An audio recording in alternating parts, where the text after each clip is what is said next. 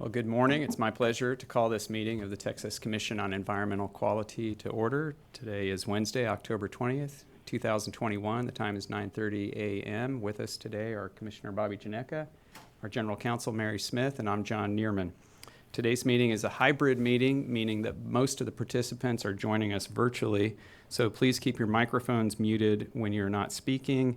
And if you're here only to listen, you can watch the meeting online, and that link is available on the agenda notice.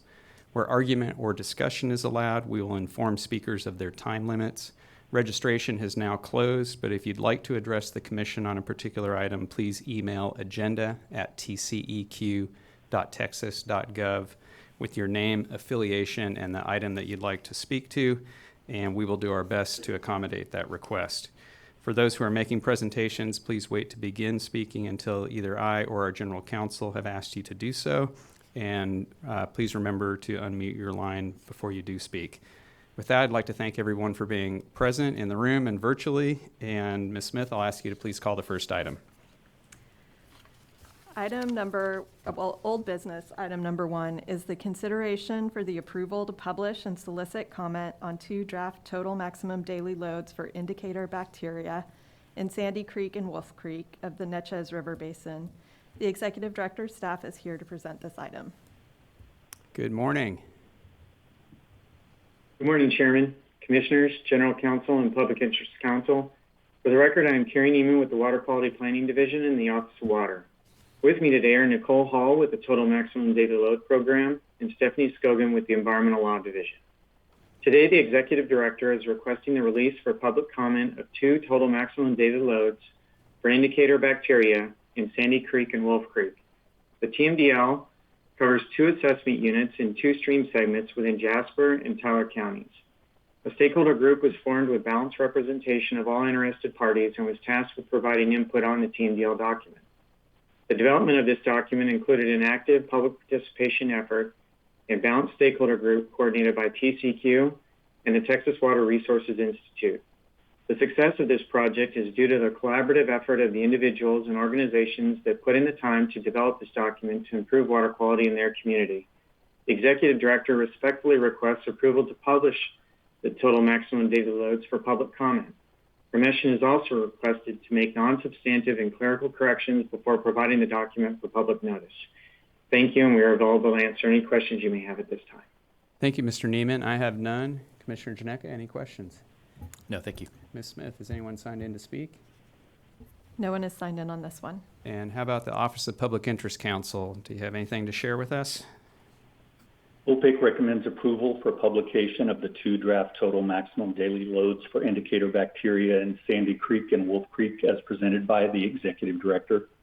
Thank you, Mr. McWhirter. I agree, Commissioner Janeka. I think that these 2 TMDLs, they appear to be technically sound, so I'm ready to move forward with publication. Likewise, I look forward to reviewing the I-plan when it's prepared, finalized, and presented, but for right now, this is all in order, and I'll move that we that we approve the publication of and the solicitation of public comment on 2 draft total maximum daily loads for indicator bacteria in Sandy Creek and Wolf Creek in the Neches River Basin as recommended by the Executive Director. The motion has been made. I second it. All those in favor say aye. Aye. The motion carries. Ms. Smith, please call the next item. Old business 2 through 21 are the enforcement docket, and I would recommend that we take that up with the new business enforcement docket. Great, let's do that. Old business 22 is the public comment session, and I understand that we had somebody signed in who's trying to access the line, and I'm not sure if he's been able to get on yet. Would you like to take this at Let's the end? ask. Yeah. Mr. Beard, are you with us?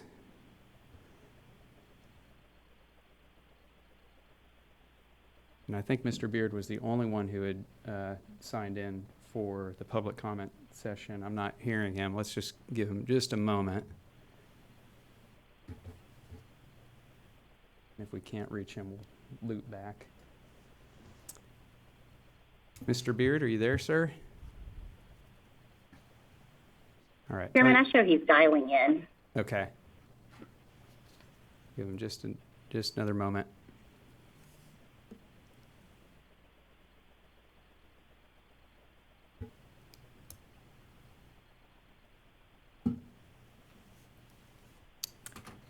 While he's signing in, I can read the, Why don't we do this? about, Let's do this. Mr. Beard, let's try you one more time. Are you there, sir? Let's come back to old business 22 to Okay. later in the agenda, and you can go ahead and call new item 1. new business 1 is the consideration of the motion to overturn filed by Citizens for Clean Air and Clean Water concerning the executive director's decision to approve the applications by Glado Metals Recycling LLC for amendments to and the renewal of new source review permit number 1157C. The parties have been notified that the commission will take oral argument on this matter. The movement may speak first and save part of their time for rebuttal. The movement will be followed by the applicant, the ED, and then OPIC. Each party will have 5 minutes to present their argument. Thank you, Ms. Smith. I understand we have Ms. Crow on for the movement. Are you there? Yes, Commissioner, I'm here. Good morning. Go ahead and identify yourself and your affiliation for the record, and then the floor is yours. Thank you.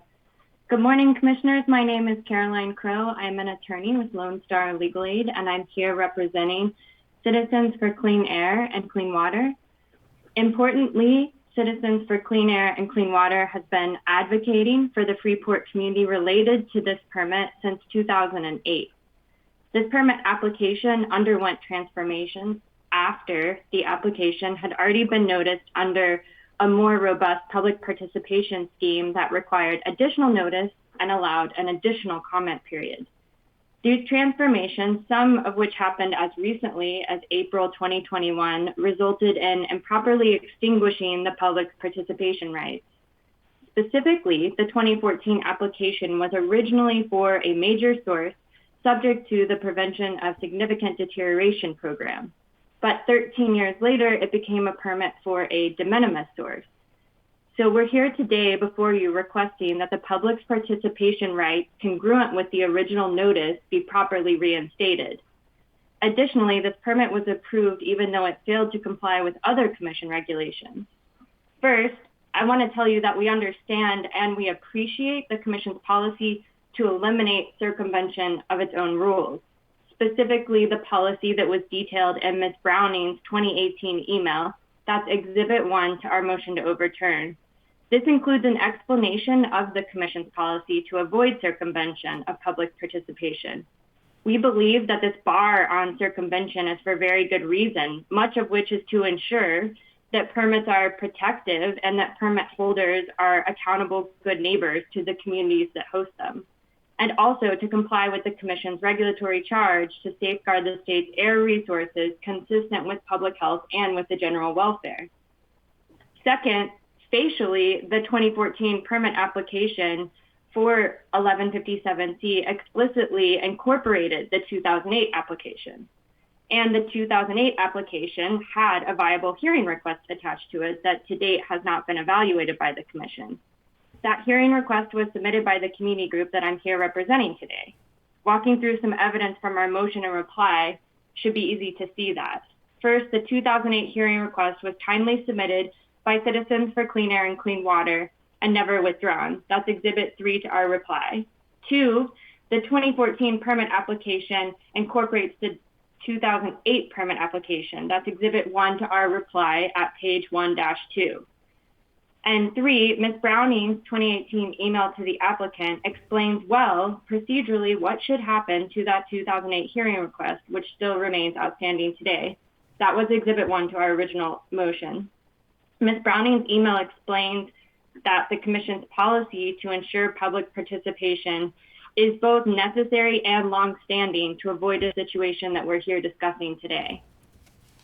So in conclusion, we agree with the Commission's longstanding policy to prevent the circumvention of hearing requests, and we think that public participation is vital because the public participation is what helps ensure permits are protective and applicants remain good neighbors.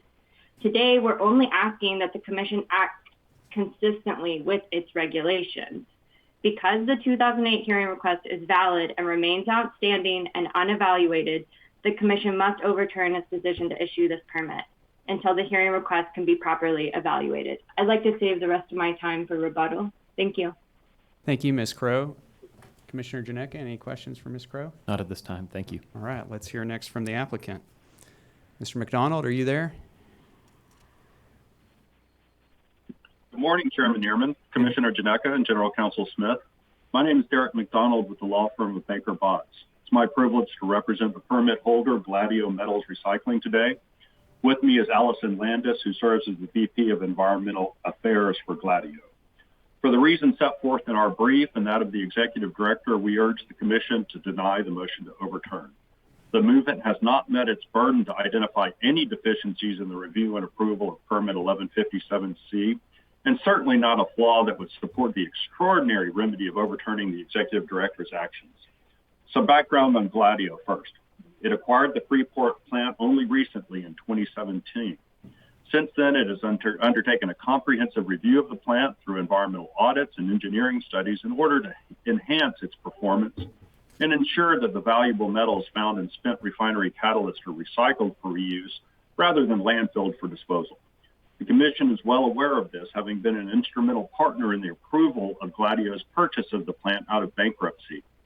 The Commission, as you may recall, agreed to a court-approved sales order that provided comfort to Gladio that it could safely acquire the plant without concern that legacy issues of the prior owner may adversely affect the transfer or approval of environmental permits or the changes that would be required to reflect Gladio's upgrades. Permit 1150C is one of these permits. It authorizes Gladio to operate equipment used for the metals recovery process. The Executive Director renewed the permit on July 23rd, together with certain environmentally beneficial amendments. And this final action followed multiple rounds of public notice and full opportunity for public participation. The issue presented here is a narrow one, whether public notice and opportunity for participation required by the rules were provided before the Executive Director acted. And the answer is an unqualified yes. Gladio and staff fully complied with all applicable requirements in connection with the issuance. The public was able to comment on the renewal and amendment applications on 2 separate occasions, and the record shows that there was very little public interest.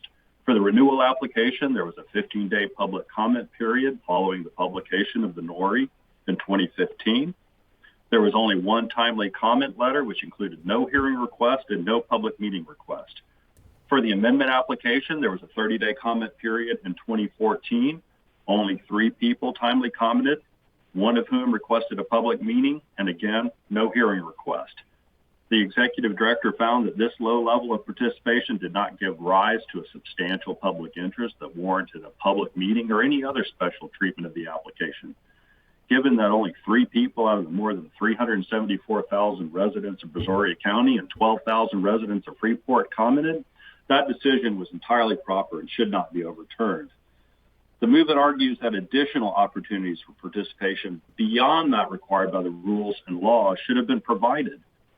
First, they argue that a second notice and comment period was required under the mistaken belief that this permit action was for a major permit subject to federal new source review. But that's not the case. The rules require a renewal application to undergo a single comment period, not 2. And the amendment that Gladio sought, one to reflect process and emission control improvements, including scrubber upgrades, sought emissions increases that were below the levels that require any notice, much less 2 notices to be issued. Second, they argue that there was a pending hearing request that triggered the need for additional notice or consideration. But that sole request was on a different application. Gladio took no action with respect to that application. It didn't file it. It didn't withdraw it. It was filed and withdrawn by the prior owner. There's no legal basis to transfer the hearing request on that application to this one. And then finally, the movement invites the Commission to overturn staff action because of a recent agreed order or change in the name of the permit holder. These 2 have no basis. There's no requirement in the rules for this. Commissioners, the response to comment fully responds to the comments that were received on the permit, and that meets staff's burden here. We respectfully request that the Commissioners deny the motion, and Ms. Landis and I are available for any questions that you may have. Thank you, Mr. McDonald. I have none. Commissioner Janetka, any questions? Not at this time. Thank you. Thank you. Let's hear next from the Executive Director. Ms. Browning, are you there? I am. Can you hear me? I can. Good morning. Good morning. Good morning, Commissioners, General Counsel, Public Interest Counsel. My name is Amy Browning with the Environmental Law Division, representing the Executive Director. With me and available to answer questions is Kevin Tang of the Air Permits Division. For the reasons discussed in the ED's brief on the merits, the Commission should deny the motion to overturn the ED's decision to issue the renewal and amendment of Gladio's Air Quality Permit number 1157C. The ED properly reviewed the permit application and determined that it met all applicable state and federal rules and regulations. This includes the applicable public participation requirements. There were no timely hearing requests submitted on Gladio's 2014 amendment application, nor were there any hearing requests on the renewal application. Complainant asserts that the ED was obligated to consider a hearing request submitted on an earlier application for the permit. However, that application was withdrawn. In fact, that application was withdrawn well after the 2014 amendment application was submitted. The 2014 amendment application received no hearing request and was different than the amendment application on 1157C received in 2008. The notice published for the 2014 amendment application was clear that in the absence of timely hearing requests, the ED could issue the permit. Similarly, no hearing requests were received on the 2015 permit renewal application. Additionally, as noted in the ED's brief, the applicant verified that they were unable to find an appropriate Spanish language publication to publish the required alternative language notice for the renewal. The lack of an appropriate publication allows the applicant a waiver of this requirement. The applicant, however, did publish the Spanish language notice in the alternative English newspaper, which is beyond the requirements of the rule when no appropriate alternative language newspaper exists. The complainant also argues that notice was deficient because there was no second notice published for the permit amendment. However, during the technical review, the applicant had agreed to conditions that restricted the new emissions from the amended permit to levels that did not require notice. Therefore, a second notice was not required, and the ED issued the permit amendment and renewal. The ED maintains its position that the review of the application and draft permit met all applicable statutory and regulatory requirements. ED staff performed the necessary review to ensure that the draft permit would meet all these requirements and would be protective of the environment and human health and welfare.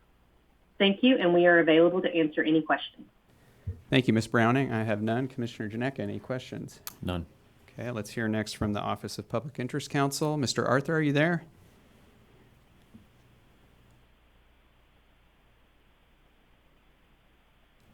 Mr. Arthur, you might check your mute button.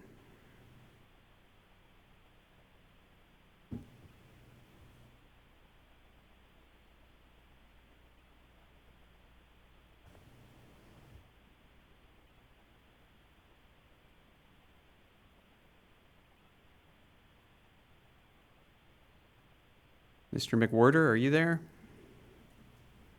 Yes, Chairman, I am here. Since apparently Mr. Arthur cannot join us, I am prepared with OPIC's position on this. The Executive Director's decision to approve the application of GLODO for the amendment and renewal of Air Permit 1157C should be overturned for two reasons. First, the public notice language was misleading because the 2014 amendment application never received the promised second notice, which would have been the notice of application and preliminary decision. The public was led to believe there would be a second notice and a future final deadline to submit comments, but in reality, no further notice was given, and the first notice, the notice of receipt and intent, provided the only opportunity for public participation prior to the ED's decision. Further, the 2014 amendment application did not originally qualify as de minimis, and the de minimis distinction is important because certain Chapter 39 notice requirements depend on whether an air quality permit amendment involves emission increases which exceed public notice de minimis levels.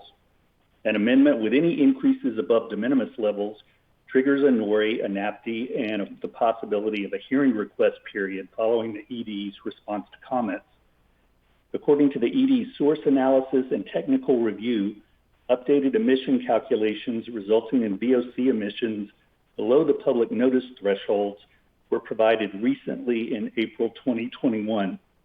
Because the 2014 amendment application did not qualify as de minimis until this year, the NORI was misleading and the public participation process started on one track but ended on another. In other words, the process changed midstream and created a due process problem. The second reason to overturn the ED's decision concerns the issue of circumvention. The TCEQ seeks to eliminate circumvention of its rules, and multiple agency rules articulate this policy. Staggered permit applications with lengthy pendencies should not be allowed to result in the circumvention of public notice and participation requirements. A timely hearing request was submitted on the 2008 amendment.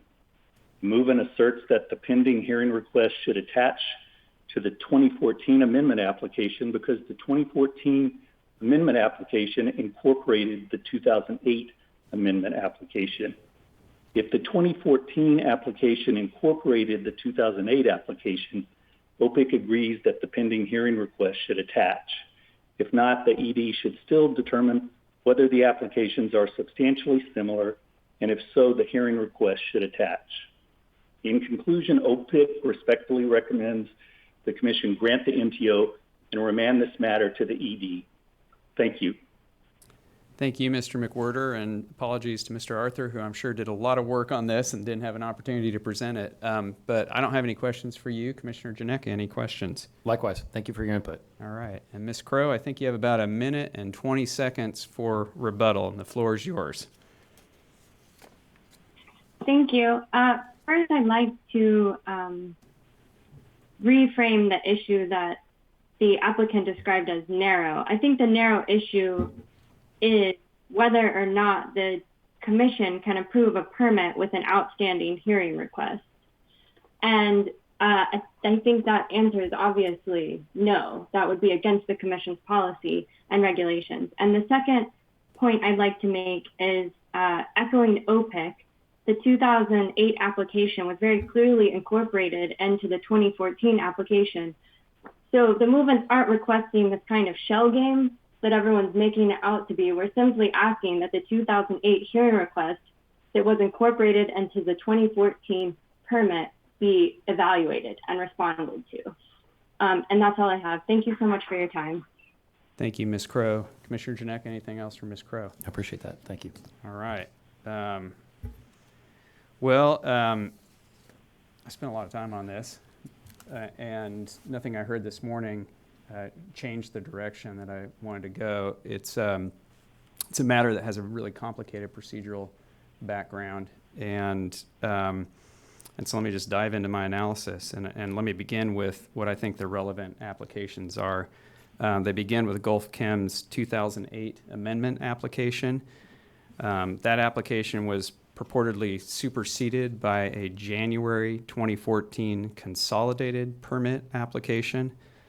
Gulf Chem also filed an April 2014 amendment application and a 2015 renewal application. And Gladio, of course, inherited these pending applications when it purchased the land and equipment out of Gulf Chem's bankruptcy in 2017.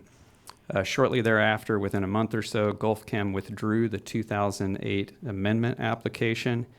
And then at some point between 2018 and 2021, and perhaps more recently, Gladio changed its April 2014 amendment application, bringing the increase in authorized VOC emissions to just below 5 tons per year, which, as you know, Commissioner, is a de minimis threshold for permitting purposes.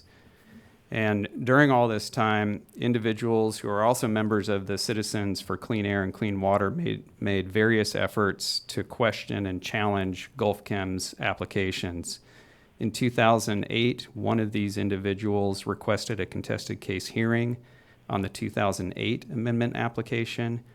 In 2014, 3 members of the citizen group individually filed comments on the April 2014 amendment application, and they requested a public meeting.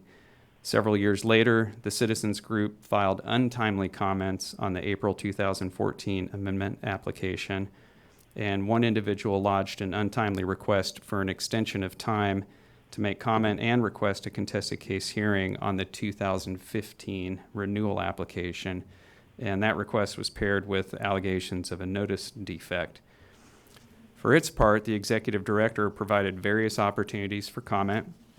It responded to comment, and it ultimately issued an amended and renewed new source review permit based on the April 2014 amendment application and the 2015 renewal application. And that issuance is challenged in the MTO that's now before us. And in their briefing, the citizens make the following three arguments, some of which they re-urged this morning. They argue that the permit should be overturned because the executive director failed to hold a public meeting as they had requested. The executive director failed to respond to their request for a contested case hearing. And finally, that the executive director improperly eliminated the notice and comment period. And I'll just take these one at a time, Commissioner. As for the first argument, the executive director received comments from just 3 people. There was apparently no legislative interest, so the executive director was within his discretion to forego a public meeting. As for the second argument, the citizens were advised of their opportunity to request a contested case hearing in connection with the April 2014 amendment application, but they didn't file a request. They now argue that the hearing request made in connection with the withdrawn 2008 amendment application should attach to the April 2014 amendment application because that latter application was a means of circumventing the requirement for a contested case. And I think it would certainly be an extraordinary step for us to attach a hearing request from one application to a different application. And in this case, the evidence just doesn't support it. And let me review some of that evidence. Gulfchem stated when it withdrew the 2008 amendment application that it withdrew the application because their hydro process had been idled. And the April 2014 amendment application appears to be different and more limited in scope, addressing only EPN 6. In addition, the citizens appear to confuse the April 2014 amendment application with the January 2014 consolidated application. And it was that consolidated application that purportedly incorporated the 2008 amendment application. And as Ms. Browning argued, there's also a sequencing issue in that the April 2014 amendment application had been pending for several years before the withdrawal of the 2008 application. So it seems improbable to me that the 2014 amendment application was designed to dodge a pending hearing request. So all that's to say that we should not entertain, in my view, the extraordinary step of bootstrapping a hearing request from one application to another. And that brings me to the citizens' third argument, and this is the one that does give me pause. The agency and the applicant told the citizens that they would have a further opportunity to comment, but that opportunity was never provided.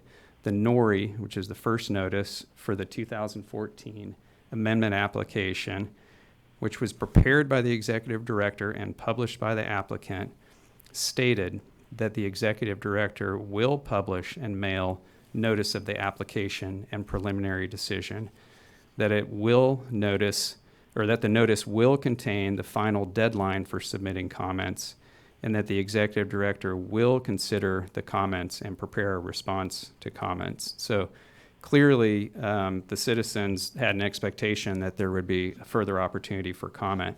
That, of course, didn't happen, and there's a reason for it. The application, as we heard, we all know, evolved into one with merely a de minimis increase. And, of course, applications with only a de minimis increase have no public participation requirements. So the question is, what do we do when an application begins with one set of public participation requirements and is revised midstream to become subject to a more limited set of public participation requirements, or in the case of a de minimis increase, none at all? And I think the answer, in my view, is that if we've created an expectation that there will be a further opportunity to comment by stating that there would be a further opportunity to comment, then we need to provide that further opportunity to comment. So I'm going to recommend that we grant the MTO, remand the matter to the executive director to publish and mail the NAPTI and to take and respond to comments. And Commissioner, I'm eager to hear your thoughts, but if it's all right with you, I think I'll go ahead and lay out a motion and then we can discuss it on the other side. Perfect. Great. Commissioner Janeka, I move that we overturn the executive director's approval of the 2014 amendment application sought by Gladio Metals Recycling LLC for amendments to New Source Review Permit Number 1157C, and that we remand the 2014 amendment application to the executive director with instructions that further processing of that application may occur only after a notice of application and preliminary decision for the final iteration of the amended application is issued, and public comments related to that notice are considered and a response to those comments issued. So that ends my motion. Let me pause and gather up your thoughts. I also struggled with this issue, and I think that where you arrived was precisely where I found the most tenable outcome there. It strikes me as the picture of compromise, because no stakeholders will be happy with that recommended motion in terms of I think I recognize that the movements here for this order before us, or this motion before us, will likely be unsatisfied by the relief only being an opportunity for public comment and not a new opportunity for requests for contested case hearing. But I also agree that that's inappropriate to insist upon or expect for this matter. So in trying to strike the right balance of meeting the public's expectations of what we have told them directly from our notice language through the applicants that we provided to them, nonetheless, I think it's an increasingly important commitment to try to be there and respond to the public with what we said.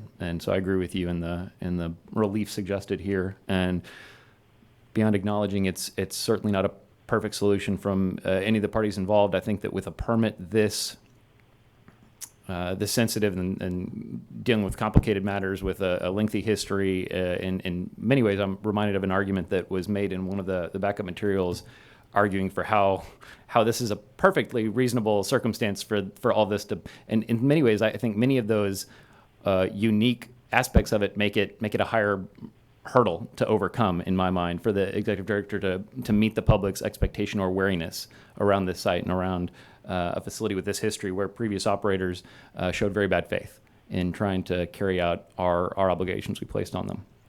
So I hope that the applicant can find it a small price to pay to reopen before the public and see some review of those public comments. I would second your motion. Thank you. And before I call for a vote, I want to offer a few more observations. Number one, I'm not happy with this outcome or result either.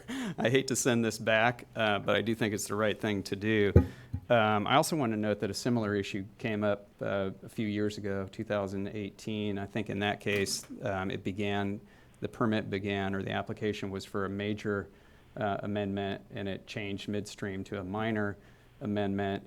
And we had some discussion at that time with staff about how to try to head this problem off prospectively. And I think there was at least one idea floated that perhaps we could change the form of the notice so that citizens were put on notice that the procedural opportunities may change midstream if the application changes midstream. I don't know that we made a whole lot of traction on that, so I'd like to re-urge that suggestion to staff to try to solve this going forward. I'd like to invite staff to come visit with me about it. I certainly want to encourage regulated entities to find ways to reduce their emissions, even if that's in the middle of a permit application. I think that's something that we should encourage. I think we want to encourage efficiency and not have to, send these things back on remand. And I really do hate sending this back. But we have an obligation to the public to be very clear about what their opportunities are for public participation. And if we make commitments, they should expect that they can rely on those commitments. So I'm hoping that we can work with staff to solve this broader problem and fix it prospectively. In the meantime, I think we're going to have to go through the machinations of sending this back and taking comment. And so we have a motion to that effect. It's been seconded. Do you want to offer anything else before I call for a vote? Well, in the spirit of offering compromises or solutions-based discussion, I think an easy alternative that occurred to me, maybe staff wouldn't agree it's quite so simple, but if we only had a easily accessible website that had up-to-the-minute status on every application and every permit that's before us, what it's currently at, that seems to make this whole how to help the public understand our process question. The urgency of that really seems to be a much more moot in terms of the more material impact of helping the public understand what and where we're asking these things.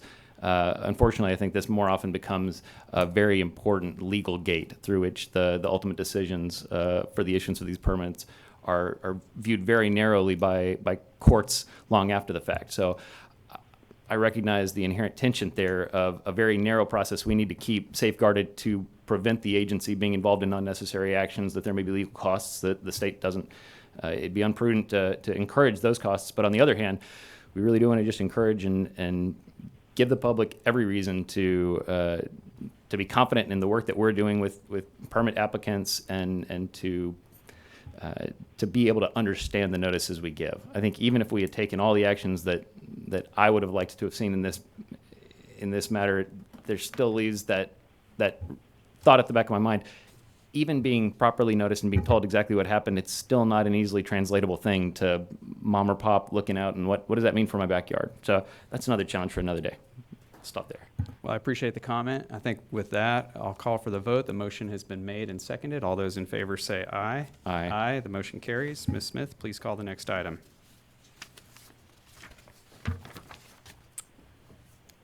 Item number 2 is the application by Vulcan Construction Materials, LLC for new air quality permit number 163812. The parties have been notified that the commission will not take oral argument but may ask questions. Those who have signed in will be noted for the record. Thank you, Ms. Smith. And for the benefit of those who aren't familiar with our process, we have a two-part analysis for considering requests for contested cases. First, we consider whether the requesters have met the procedural and substantive requirements to be entitled to a contested case. And assuming that at least one requester has done so, we then consider which issues are appropriate to refer for hearing. So part 1 is about who gets a hearing, and part 2 is about which issues are referred. Requesters who are affected in a manner different from the general public and who have articulated personal concerns that are relevant and material to the permit and have done so both in timely comments and a timely hearing request are entitled to a hearing. And Commissioner Janeka, we have 2 requests for a contested case on this item. However, Mr. Alex did not file comments during the comment period, so we must deny his request. And Ms. Stegman's property is located far enough from the proposed regulated activity that, in my view, she will not be affected in a manner different from the general public. So I would deny her request as well. I reached the same conclusion for both of those individuals. All right, and I think we're ready for a motion. I move that we deny all hearing requests and the request for reconsideration, that we issue air quality permit number 163812 to Vulcan Construction Materials, LLC, as recommended by the Executive Director, and that we adopt the Executive Director's response to comments. The motion has been made. I second it. All those in favor say aye. Aye. The motion carries. Ms. Smith, please call the next item. Item number 3 is the application by Brixton Municipal Utility District for new TPDES permit number WQ 0015839001. The parties have been notified that the commissioners will not take oral argument but may ask questions. Those who have signed in will be noted for the record. Thank you, Ms. Smith. So again, we have a 2-part analysis. Part 1 is about who gets a hearing, and part 2 is about which issues are referred. And we have about a dozen requests on this item, and there's no dispute among the parties that Jerry and Donna Douglas as well as John Leader, have met the procedural and substantive requirements to be entitled to a contested case. I agree, and I would grant their requests. In addition, there's sufficient evidence in the record to show that Carolyn Hines' property is close enough to the proposed facility that she may be affected in a manner different from the general public. Shanna Hine identifies a residence owned by her mother and her family that is also in close proximity to the proposed facility. Both Carolyn and Shannon Hine express personal interests that are relevant and material to the permit, including concerns about the potential for pollution of the creek, as well as contamination of drinking water. So in my view, both have met the procedural and substantive requirements to be entitled to a contested case, so I would grant their requests as well. I would deny all of the remaining requests. They've failed for one reason or another, and these include a failure to identify personal concerns that are relevant and material to the permit, or a failure to preserve such concerns in their comments. Other requesters failed to provide any information that allowed us to fix where their physical property was located, for example, by providing only a P.O. box, or their properties are located far enough from the proposed facility that they would not be affected in a manner different from the general public. So that's where I came out on the requests. I would grant just those 5: Jerry and Donna Douglas, John Leader, Carolyn Hine, and Shanna Hine, and wanted to see how you came out on those. I reached the same conclusion as the individuals. All right, turning to the issues, I identified 4 relevant and material issues, and they are whether the application and draft permit adequately address nuisance odors, whether the draft permit adequately addresses spills and other malfunctions, whether the draft permit is protective of the health of the requesters and their families, of livestock and of wildlife, and finally, whether the draft permit is protective of water quality, including the uses of the receiving waters. And I would also include an ADR referral and allow the full 180 days for issuance of the PFD on this item. I think that aligns perfectly with the issues that I identified in the requesters that we previously discussed, and I think I'd have a motion that would reflect exactly that same direction on ADR, the length of the hearing, and referral to SOA with those 4 issues. Great. Great. I will move that we grant the hearing requests of Jerry and Donna Douglas, Carolyn Hine, Shanna Hine, and John Leader, that we deny the remaining requests for hearing, that we refer the matter to the Commission's Alternative Dispute Resolution Program concurrently with the SOA preliminary hearing scheduling process, that we refer the application to SOA for contested case hearing on the following issues: A, whether the application and draft permit adequately address nuisance odor conditions in accordance with 30 Texas Administrative Code 309.13E.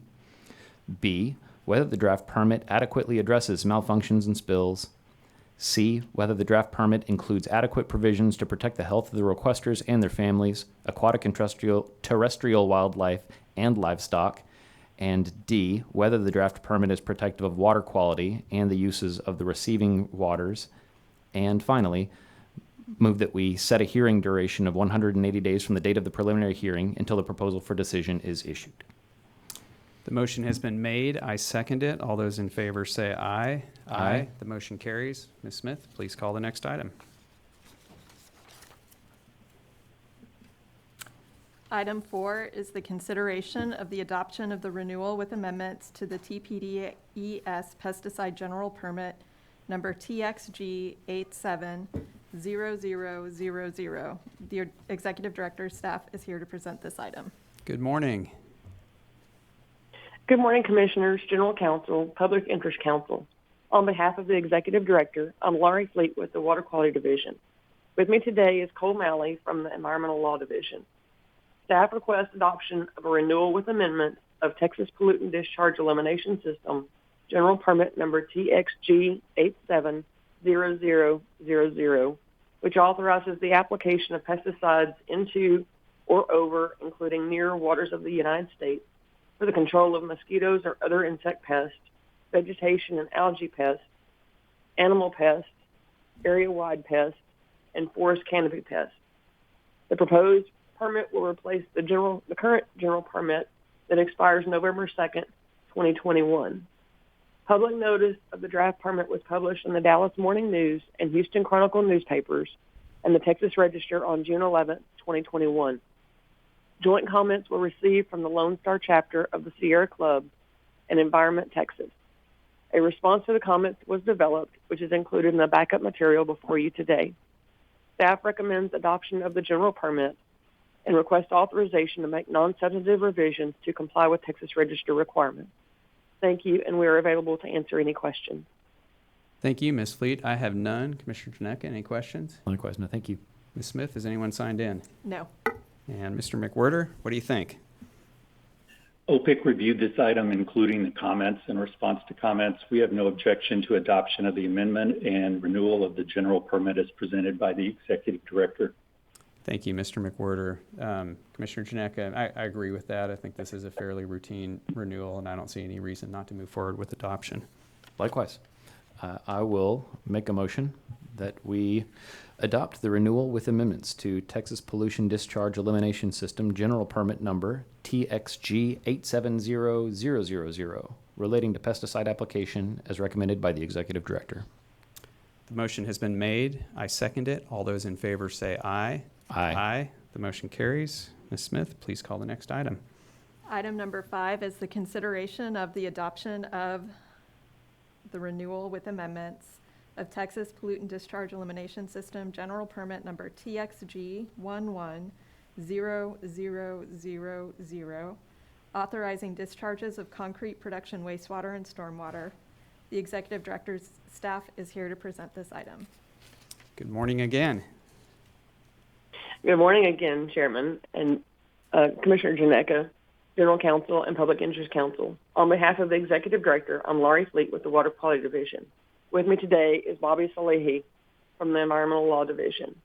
Staff request adoption of a renewal with amendment of Texas Pollutant Discharge Elimination System General Permit Number TXG 110000, which authorizes discharges of facility wastewater and stormwater associated with industrial activities into or adjacent to water in the state from ready-mix concrete plants, concrete production plants, and their associated facilities.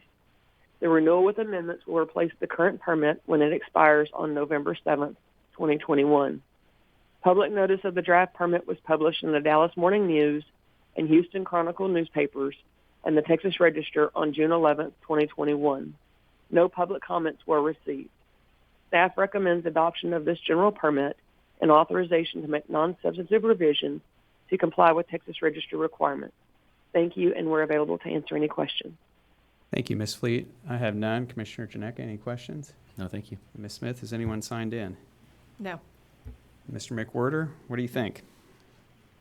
OPIC recommends adoption of the amendment and renewal of the concrete batch plant general permit as presented by the Executive Director. Thank you, Commissioner Janeka. We have another, I think, routine renewal here. I don't see any reason not to go forward with adoption. I've reviewed it as well, and I'm satisfied with moving forward. I'm glad to, I move that we approve the resolution adopting the renewal with amendments of Texas Pollution Discharge Elimination System General Permit Number TXG 110000 as recommended today by the Executive Director. The motion has been made. I second it. All those in favor say aye. Aye. The motion carries. Ms. Smith, why don't we call old business 22 again, see if John Beard's on the line. We can take his comments now.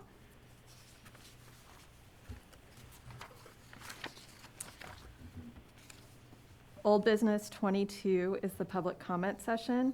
The commission will receive comments from the public on matters within the jurisdiction of the TCEQ in accordance with Texas Water Code Section 5.112, except for pending permitting matters or other contested cases. These are the subject of ex parte prohibitions found in the government code. In the interest of time, speakers will be limited to 3 minutes each, with the total time for public comment limited to 1 hour. And we have 2 people signed in now on this item. Okay, great. Well, let's begin with Mr. Beard. Mr. Beard, are you there? Have you been able to dial in? Yes, sir, I have. Can you hear me? Loud and clear. It's good to hear your voice. Go ahead when you're ready, sir. Thank you very much, sir. Good morning to you all. John Beard here in Port Arthur, Texas. I am the founder and CEO of Port Arthur Community Action Network, and I wish to make a few comments very briefly, as the time allows, with regard to the TCEQ. In particular, to discuss or to ask the TCEQ to consider the environmental justice impact of its decisions on communities under its jurisdiction, such as Port Arthur, and also in large regard to the Title VI aspect of the Civil Rights Act with regard to communities of color and to environmentally and socially and economically impoverished communities. Pecan would like to urge the TCEQ to affirmatively consider the environmental justice effects of TCEQ's actions. Pecan has repeatedly raised the environmental justice concerns, whether it's commenting on permits or commenting on enforcement actions, such as the Savannah Deli and others we've had here. TCEQ's response has usually been boilerplate with regard to the fact that they serve all Texans and seek to protect all Texans. However, there are exceptional cases when you come to consider environmental justice communities, such as Port Arthur and others along the Gulf Coast. But that response only serves to give TCEQ some type of plausible deniability on their decisions and their impact on the environmental, social, and economic justice concerns of the aforementioned communities. TCEQ's decision to try to avoid confronting the realities of living in these communities and their effects has led Pecan to take steps to file with EPA and others with regard to civil rights challenges and a complaint regarding TCEQ. At the center of that complaint is that TCEQ has had the opportunity to seriously consider these concerns multiple times, but has not chosen to do so. And now we've requested help from another end. I'd also wish to bring to your attention, too, in the case of Oxbow calcining, as well as the case dealing with German pellets, that a number of those incidents that lasted over a course of many days, and in the case of Oxbow, years, have only been considered on the aspect of maybe how many complaints were given, and not the duration of them as being one individual, not as being just one individual complaint, but a series of complaints lasting for days, if not years. So we would like to once again ask that you affirmatively consider the environmental justice impact of your decisions and actions with regard to environmental justice communities, and also to strengthen the enforcement mechanisms as well as the administrative mechanisms to help protect them in keeping with what you say of being the protection of all Texans. Thank you very much. Mr. Beard, thank you very much. We appreciate your comments and really appreciate you sharing your thoughts with us. And Ms. Smith, who do we have next? Lydia Ponce. Ms. Ponce, are you there? You might check to see that you're unmuted.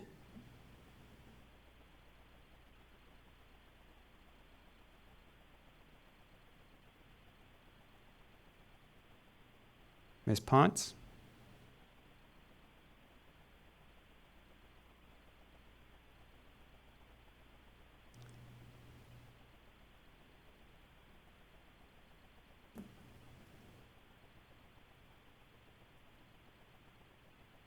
Let's try one final time for Ms. Ponce. Are you there? Chairman, I showed that she's on and she's unmuted.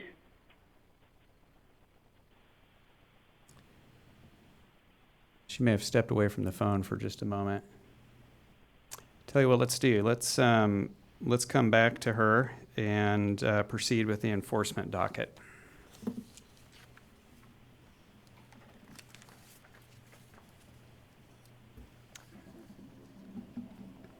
The enforcement docket today will be old business items 2 through 21 and new business items 6 through 36. The executive director's staff is here to present the matters. Good morning. Good morning. Can you hear me? Loud and clear. Go ahead. Thank you. Good morning, Chairman, Commissioners, General Counsel, and Public Interest Counsel. For the record, my name is Melissa Cordell of the Enforcement Division, and with me today are Susan Jablonski, also of the Enforcement Division, and Charmaine Backens of the Litigation Division, representing the Executive Director. Pending before you are old business items 2 through 21 and new business items 6 through 36. The total assessed administrative penalties are $1,062,073, with $184,556 deferred, $374,589 applied towards supplemental environmental projects, and $502,928 to the general revenue. We respectfully request approval of these items and are available to answer any questions you may have. Thank you, Ms. Cordell. I have none right now. Commissioner Janeka, any questions? Not at this time. Thank you. And Ms. Smith, I understand we have a few people signed in wishing to speak, so why don't you call the first? Okay, we do, and I'll note that we, on items old business 10 and new business 19, we had some individuals signed in who wanted their presence to be noted, and are available for questions, but don't wish to address the commission. Thank you. So first on old business 3, we have Nicholas Howard. Mr. Howard, are you there? Yes, good morning. Can you hear me? Loud and clear. Good morning, sir. Go ahead. All right. Well, good morning, Chairman Neiman, Commissioner Janeka, and General Counsel Smith. I'm here on behalf of A&W Industries.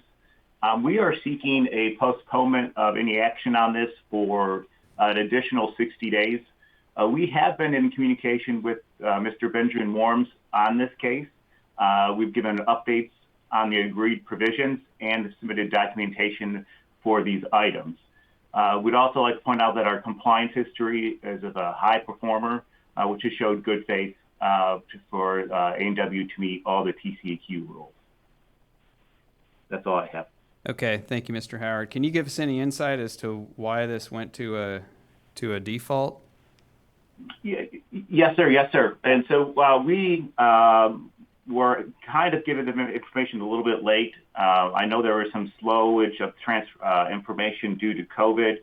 Some information was sitting on the wrong person's desk, and that was not given to the right people on a timely manner. But the corrective items were addressed right away. They just were not certified to the TCQ in a timely manner. All right, thank you, Mr.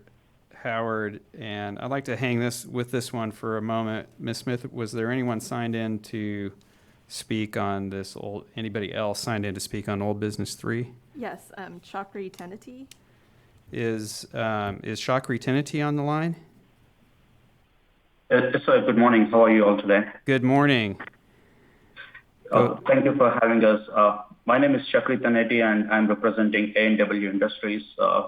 As my colleague Nicholas Howard was saying, they did have all the corrective actions in place right after they received that enforcement order. They were able to seek registration of standard permit, and they are in compliance historically, and we would like to seek extension for additional 60 days as we are working with Mr. Benjamin Worms on this one, and we are hopeful that we can close this case out. All right. Thank you, Mr. Tenety. Let me ask Executive Director staff what their position is on the request to postpone action on this item. Good morning, Chairman Neerman, Commissioner Janeka, General Counsel, and Office of Public Interest Counsel. This is Charmaine Backens with the Litigation Division.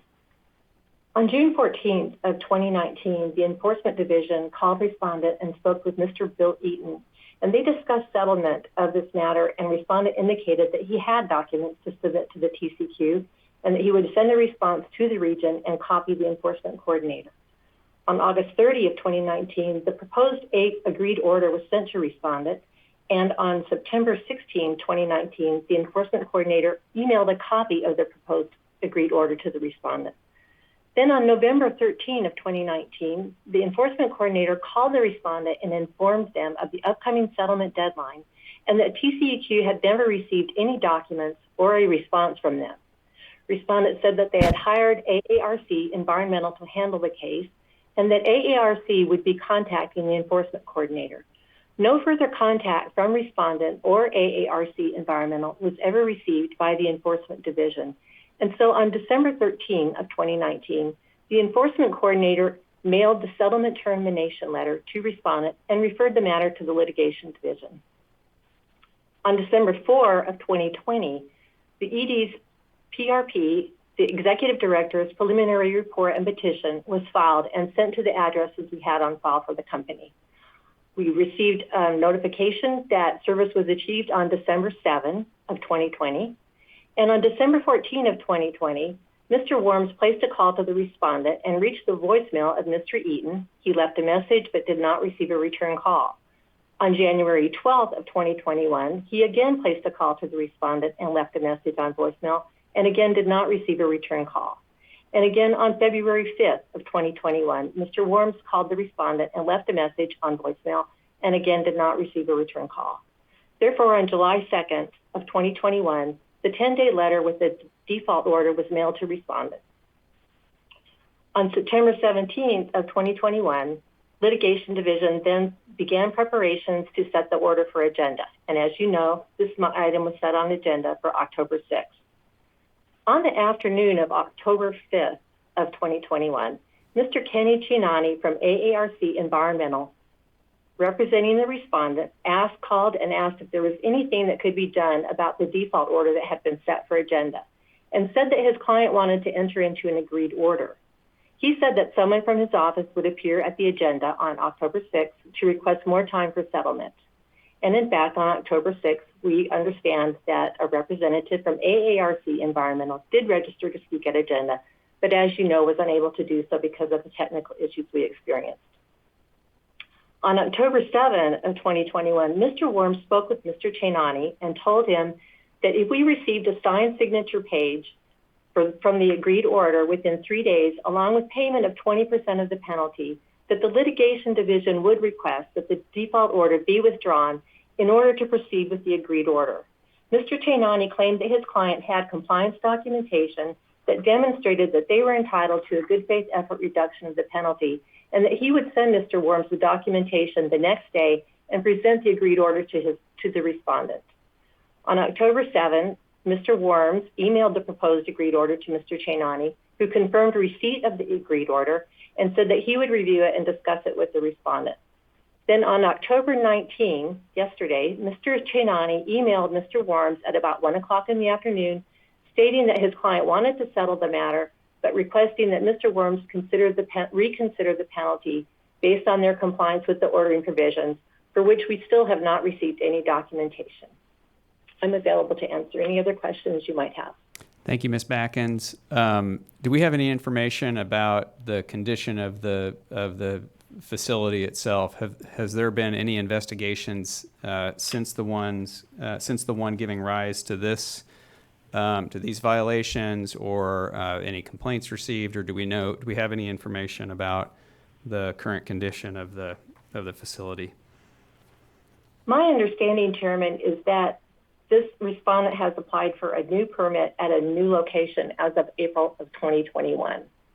So I believe they may not be operating at this location any longer. Okay. That was more out of curiosity. I think your initial discussion satisfied any question that I have. Commissioner Janeka, any questions or comments? I appreciate all that additional information. Thank you for asking. No. Yeah.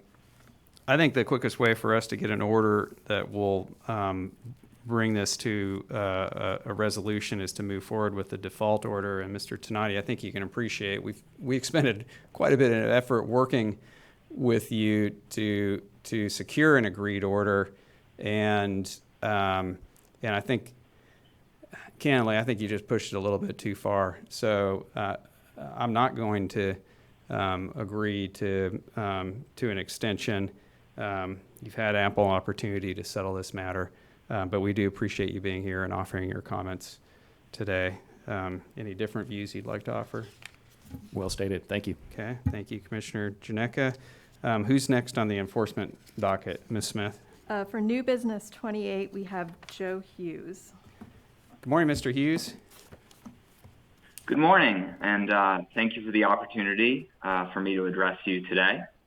So I'm Joe Hughes. I'm a student attorney at the University of Texas Environmental Law Clinic, representing Angel Machuca, a citizen of Toyah, Texas. My statement is in regard to the enforcement order for public drinking water violations before the Commission today. I'm here today to give you the bigger picture of what is occurring in Toyah and request that the Commission take further action than what is being offered today in this enforcement order. Since June 15th, 2018, the residents of Toyah have lived under a boil water notice. That means for over 3 years, the water has not been safe to drink. The city has no properly licensed operators to run its plant. For that matter, it doesn't even have an operating water treatment plant. Instead, the city has constructed a bypass around the water treatment plant and is using a package filter system, which has been compared to a swimming pool filter, and adding chlorine as it goes. All of this is completely unapproved by the TCEQ and is producing unsafe water. This needs to stop, and we ask the Commission to take stronger action to bring the city into compliance. Today's order is the 9th enforcement order against Toya since 2013, and today's will be the 4th active order since 2017. Additionally, a pending order for failure to abide by those prior orders is in the enforcement system as we speak. This current order for the Commission is directed at Toya for not filling out the required organic carbon and surface water monthly operating reports. But without an operating water treatment plant or an operator, it's unclear whether it's even possible for the city to comply with these reporting requirements at all. This order, unfortunately, falls far short of requiring the kind of hard deadlines and clear actions to ensure safe drinking water for the citizens of Toya. For that reason, we respectfully ask for the penalties to be increased and real efforts be taken by the Commission to have the city answer for its repeated and serious failures. The Commission needs to impose real deadlines and real consequences to get Toya residents drinkable water. 3 years is far too long to have to live with water that is unsafe to drink or even bathe in. I welcome any questions you may have, and we are eager to work with the TCEQ to bring Toya into compliance. Thank you. Mr. Hughes, thank you very much. I appreciate your comments. I don't have any questions for you at this point. Commissioner Janeka, any questions? I sincerely appreciate the comments. Okay, and I think we had somebody else signed in to speak on this item, Ms. Smith. That's correct. Alessandra Papa. Are you there? Hi, I'm here. Can you hear me? I do. Good morning. Good morning, and thanks for the opportunity to comment. My name is Alessandra Papa, and I am also a student attorney at UT's Environmental Law Clinic. All Texans should have access to safe, clean drinking water, but a boil water notice that has been in effect continuously since 2018 means that the citizens of Toya have been without clean drinking water in their faucets for over 3 years now. Restaurant owners in Toya are struggling to filter the water enough to be acceptable to serve and cook with. Children are afraid to take a shower. Citizens take photos every week of brown water from their kitchen sink. This enforcement order will be the 9th that Toya has received since 2013, and as Joe mentioned, the city has 3 other enforcement orders still active, including one from 2017. Today's enforcement order focuses on Toya's failure to conduct and report monthly tests, but this fails to see the forest for the trees. Toya's water system has bypassed water treatment since 2017. Ordering the system to report monthly tests fails to address the underlying problem. Toya's water system has clearly been unable to meet even minimum requirements for several years now, even after enforcement orders from TCEQ and receiving grant funding from the Water Development Board. Instead of a financial or technical impediment, there appears to simply be a lack of will. It is now time for TCEQ to use a firmer hand and set serious deadlines for water treatment with real consequences that will induce the water system to come into compliance. The problems with Toya's water are not mere technicalities or cosmetic complaints. A physician has warned concerned citizens that the city's contaminant violations are believed to have negative impacts on human health, and even bathing in the water can be unsafe. Even though Toya is a very small town, every citizen deserves to be able to drink and bathe in their own home without worrying what might be in the water. Several years of enforcement orders show that today's order is likely not enough to bring the city into compliance and provide clean drinking water in Toya. We ask the commissioners to take a closer look at Toya's drinking water and their egregious compliance history. This problem has continued long enough. Thank you, Ms. Papa. Appreciate your comments, and I want to thank you for being here. Can you tell me, do you know roughly how many connections, how many households or people are served by the Toya water system? I do not have the precise number in front of me, but I believe it is fewer than 100. Okay. And I know the state of Texas has many thousands of small water systems, and many of them are plagued with a whole variety of problems, and it sounds like Toya has more than its fair share.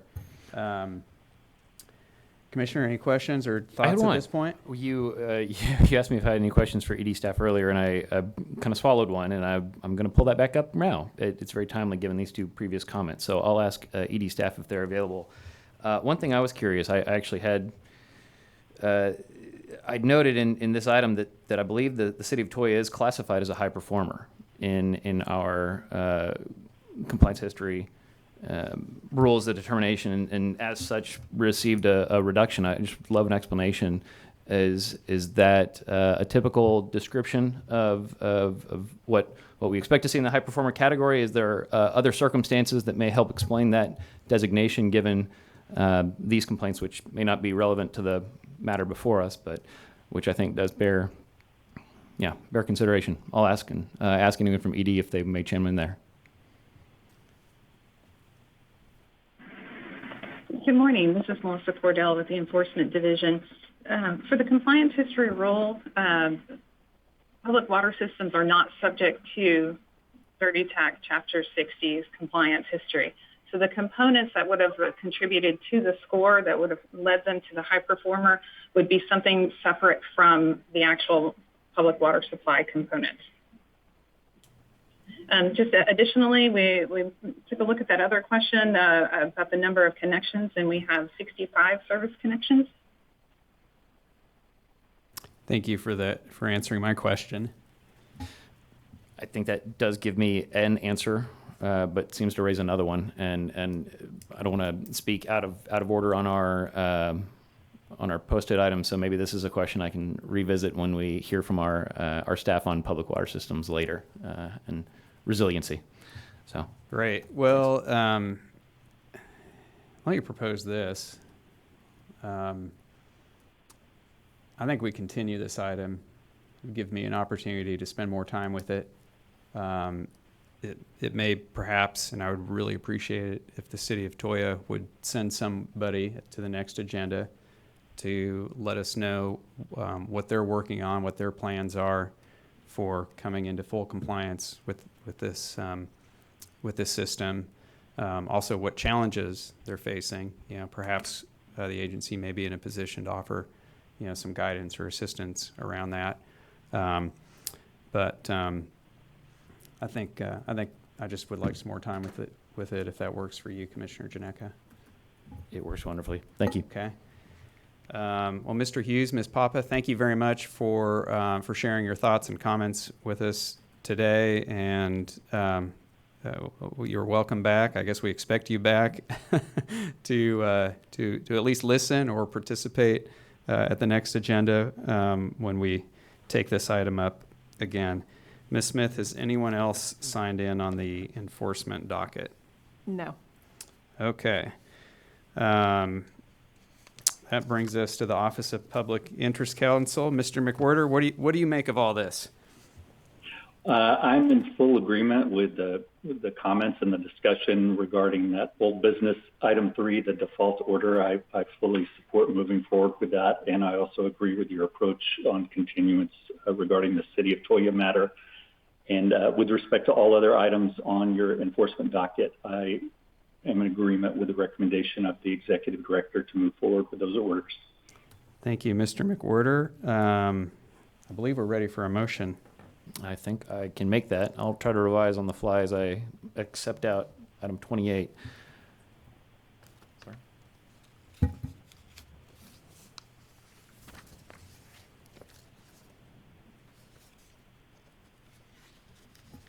I will make a motion to continue new business item 28 and adopt old business items 2 through 21 and new business items 6 through 27 and 29 through 36 as recommended today by the Executive Director.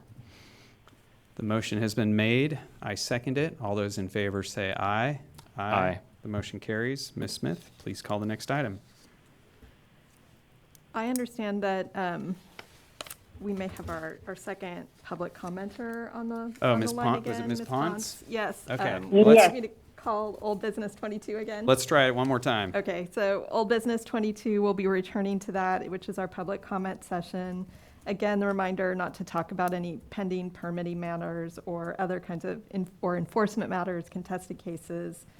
And there's a 3-minute time limit. Thank you. Ms. Ponce, are Good you morning. with us? Can you hear me? Oh, I can. Yes, loud and clear. Yay! Well, good morning. Right Thanks for on. being with us, and go ahead when you're ready. All right, I'm ready.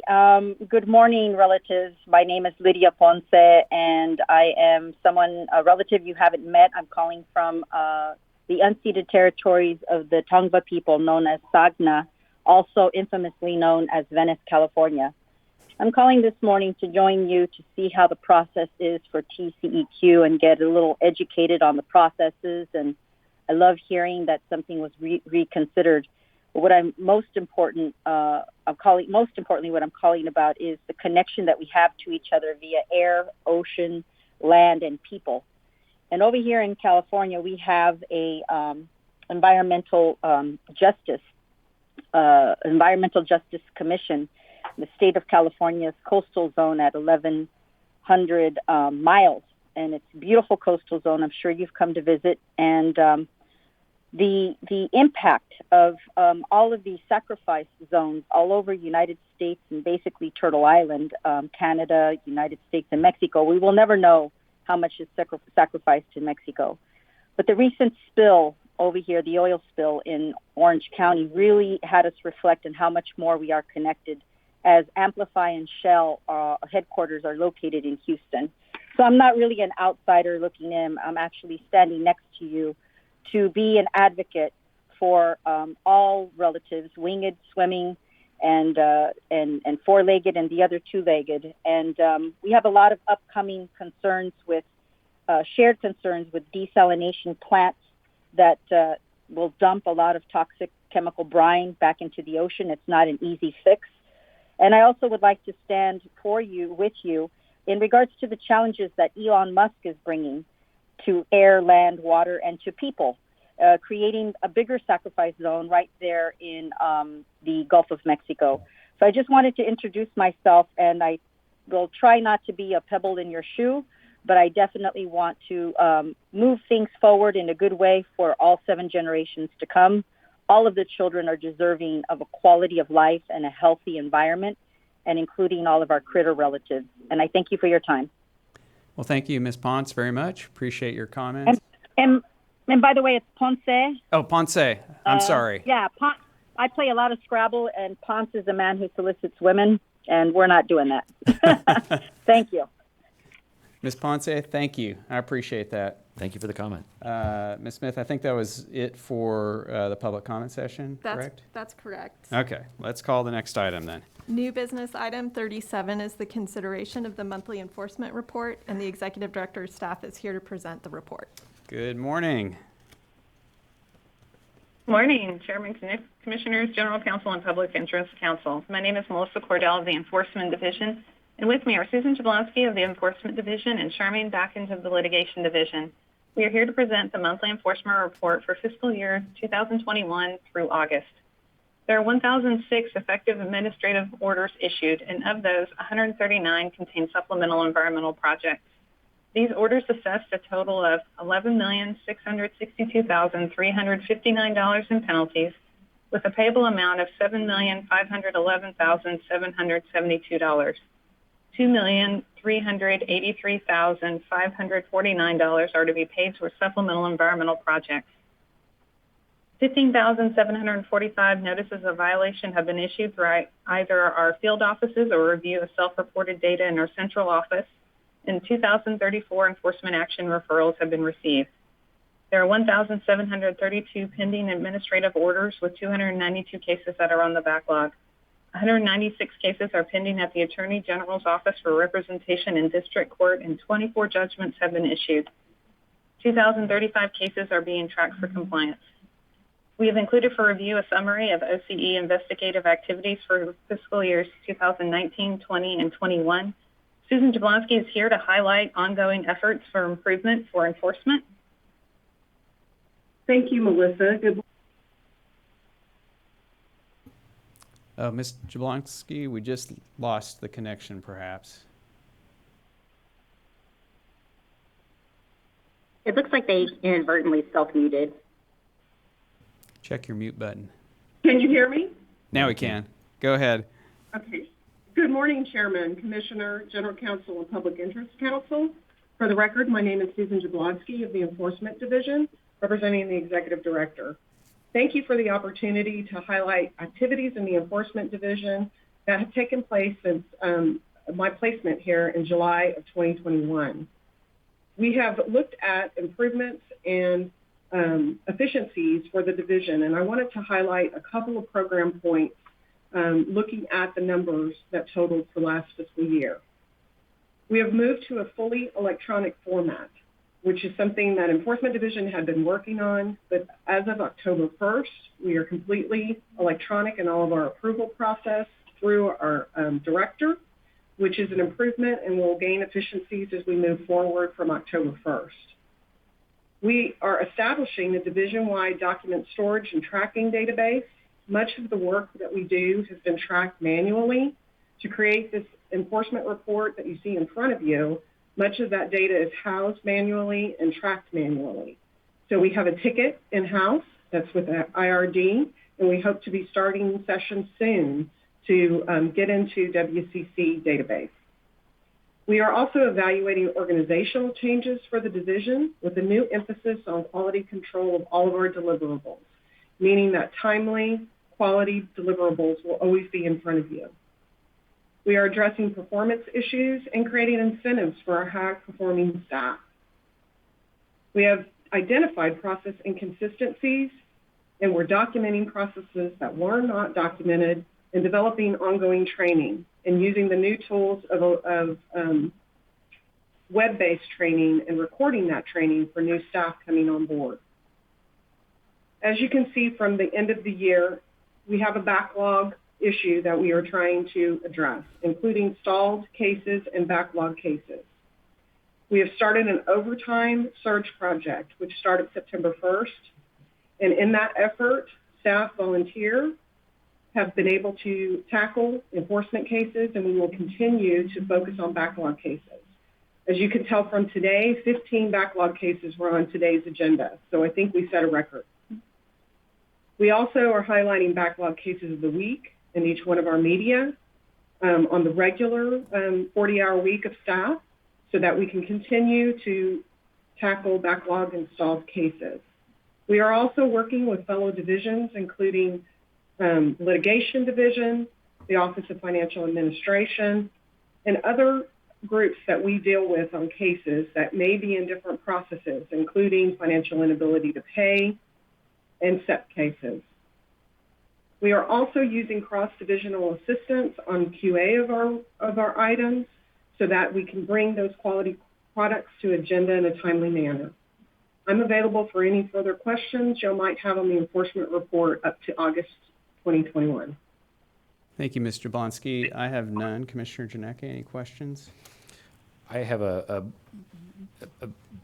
very, very silly, tiny little question, but one question that may be instructive to get into a little bit of discussion with you about, and that's looking in the enforcement report. It occurs to me that the couple of pages we dedicate to those, listing those cases that are over at Attorney General's office as enforcement cases, which I do appreciate seeing because that's the tiny piece of the universe that we as commissioners are able to be fully informed on the status and details of those cases. It is a little unhelpful seeing that everything is described as less than or greater than a year, and I just wonder as to the quality of those data if they could be presented in a slightly more descriptive manner, maybe over a 5-year time step or some reasonable time step, if there's some way to tweak that and provide a little bit of clarity. I don't think it's a requirement at all. Statute as to this report is pretty open-ended, so I'll just leave that suggestion with y'all and see if there's anything you could offer us in terms of maybe a briefing ancillary to this, and we don't touch the report because I realize that might break things. But I'm so grateful for this, and frankly, just the lengthy discussion you gave on the efforts that you've taken and that the division have been looking at internally since July. I think that's very helpful for us to understand. The lines and trends are easy to lose sight of the forest through the trees, to refer back to a metaphor we heard earlier today. And I noticed that there seem to be some differences in in years whether our agency is communicating with the legislature during a legislative session, for instance, or whether it's a year where there's no session, no special sessions. And that does change some of the postures and burdens for agencies. So I just appreciate this broader conversation so that we can better understand it. Thank you, Commissioner Janeka. Let's go to, no one signed in to speak on this item, Ms. Smith? That's correct. All right, let's go to Office of Public Interest Counsel. I don't have any questions. I appreciate the report and all the detailed information. Thanks. Thank you, Mr. McWhorter. And I guess my 2 cents are, I just want to offer a word of thanks and gratitude to our outstanding OCE staffs for the work that they do day in and day out, as well as to committing to the improvements that Mr. Jablonski just laid out for us. So, Mr. Jablonski, Ms. Cordell, thank you for the report. No action is necessary on this item. So, Ms. Smith, I'll ask you to please call the next one. Item 38 is the consideration of agency post-incident response actions related to the February 2021 severe winter storm, including plans to evaluate factors that impacted public water system response and recovery actions. The Executive Director's staff is here to present the report. Good morning. Good morning, Chairman, Commissioners, General Counsel, and Public Interest Counsel. For the record, I'm Brittany Wortham-People, Special Assistant for the Plan and Technical Review Section in the Water Supply Division. With me today is Kara Michelle Kyle, Deputy Director of the Water Supply Division. I am here to provide the monthly update for the agency's after-action review of Winter Storm Uri. The project team is continuing to meet this month to discuss the information gathered through the survey, roundtable discussions, and literature reviews. The team will begin deliberating proposals to strengthen water system resiliency in November and will begin drafting potential recommendations in December and January. During this time, the project team will continue to assist in developing and holding water system resiliency training events, as well as other assistance activities relating to emergency preparedness. Because we are in the planning and development phase of drafting recommendations, we anticipate returning to provide project status updates after the holidays and are on schedule for presenting our findings and draft recommendations by March 2022. That concludes the monthly update, and we welcome any feedback you may have, and I am available to answer your questions. Thank you, Ms. Wortham-Tickle. I have none. Commissioner Janeka, any questions? I appreciate the update, and I will only transfer over from one area of discussion that we've had today over into this little bucket on our docket and ask you if you may take to the group the suggestion or the request.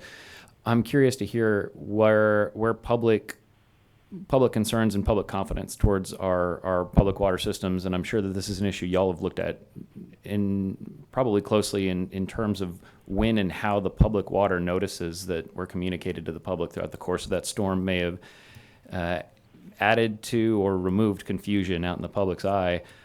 I think that the agencies, how we fit this complex regulatory piece where many of these water systems are dealing with relatively unsolvable technical problems in terms of their source groundwater, their fixed number of ratepayers to be able to levy any resource to provide that groundwater. So I think that's probably the biggest driver that's led to the decision in our agency's handling of that compliance history. But I'm just curious to hear from y'all if that's anything that the public seems sensitive to. And that might be something that gives me some confidence and helps me sleep at night in terms of acknowledging that that's probably still remains the best policy call and configuration for our agency to keep a posture of trying to give maximum flexibility to these regulated entities in some of the toughest spaces. But I think that y'all are now kind of the experts for us, for our agency in the public's eye. So I just wanted to give you that question there. And if you have anything to add to it or maybe a comment in where you've heard about this from the public's comments or concerns so far, or the water systems y'all dialogued with, I'd be eager to hear it. Otherwise, just appreciate that. I just want to clarify, the question is regarding the method for issuing boil water notices.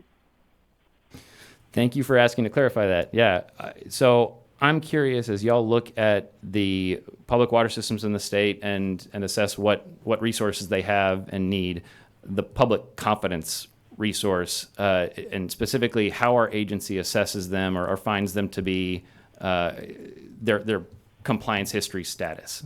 And I think that having a dialogue or a discussion with y'all at some point in the future as to how it looks, the compliance history and consumers in the public don't seem to be off track, or they don't seem to be poorly served by where we have it as an agency. I think it's just worth remarking on where we have a regulated entity before us with a pretty lengthy, pretty descriptive history in terms of past compliance issues, where that seems to be an apparent disconnect in the eye of the public. Well, how would they be considered a high performer? So I would love to get into that discussion with you all a little bit more, and I think this is a real off your radar issue. I don't think it's something you would have encountered yet. So I'm chasing my tail around in the point that I think I'm trying to make, and maybe I'll just say that I'd like to discuss this issue with y'all further. So thanks for the chance to talk about it briefly here. Further and not now. Thank you. And when it's fully appropriately noticed to the public to talk about in front of the public. So we'll stop there and just thank you all for the discussion. Ms. Wortham-Teakle, I think I bailed you out. And I'm not going to invite you to ask any more questions of ED staff. Thank you, Chairman.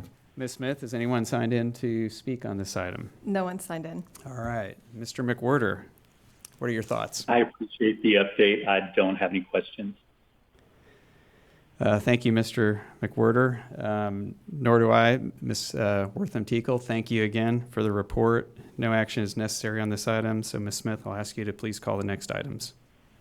Items 39 through 42 are for closed session, and the commission will not meet in closed session today. With that, the time is 11:01 a.m., and we are adjourned.